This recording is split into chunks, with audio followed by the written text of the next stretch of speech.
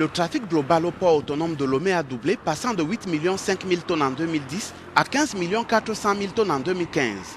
Mais la bonne santé financière de ce port en eau profonde contraste avec les plaintes répétitives pour vol qui ternissent son image. Les parcs automobiles sont les lieux les plus touchés. Enjoliveurs, clignotants, pots de phare et radios disparaissent bien souvent sur les véhicules avant leur livraison.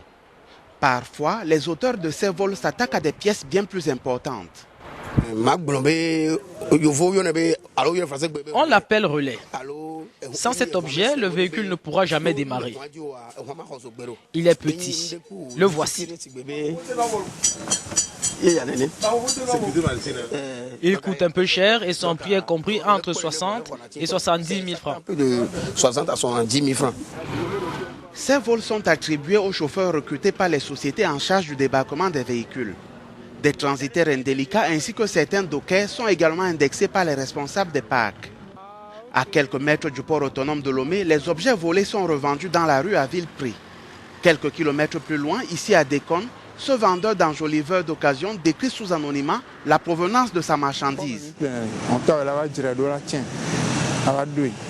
Nous les achetons au port, les réparons, puis nous les étalons ici pour les revendre.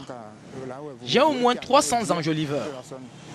Nous les revendons à l'unité et en paire. C'est au port que ce commerce est le plus accentué. Pour lutter contre l'insécurité au port de Lomé, le gouvernement togolais a adopté en juillet 2016 un décret portant identification des usagers du port et la traçabilité des marchandises ainsi que des véhicules. La présentation des badges est désormais obligatoire pour y accéder. Le Togo accueille le 15 octobre prochain le sommet de l'Union africaine sur la sécurité maritime.